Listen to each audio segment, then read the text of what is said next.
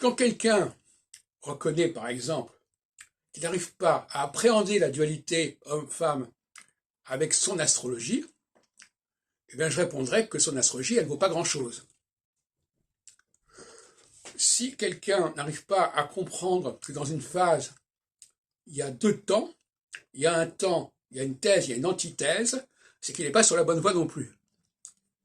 Donc il y a un certain nombre de critères, de paramètres qui permettent de percevoir si quelqu'un a un problème avec la dualité, un problème avec la dialectique, un problème avec l'altérité. Et pour dire la vérité, l'astrologue qui se respecte, il doit être pleinement en phase avec l'altérité. S'il ne gère pas l'altérité, il vaut mieux changer de boulot. Et dans les écoles d'astrologie, enfin lorsqu'il y a des codes de déontologie d'astrologie, je suggère que l'on mette l'accent sur le fait d'assumer cette altérité dans tous les sens du terme, et que les gens qui n'assument pas cette altérité ne sont pas compétents pour donner des conseils en astrologie. Je crois qu'il faut être extrêmement clair là-dessus.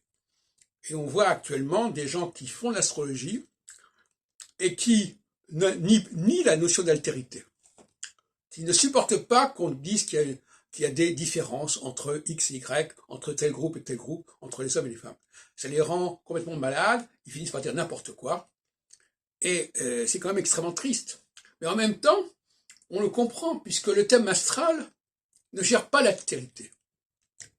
Je me suis déjà fâché avec des gens comme ça en astrologie, parce que je disais, mais vous interprétez les thèmes sans tenir compte du fait qu'on est en face d'un homme ou d'une femme, par exemple.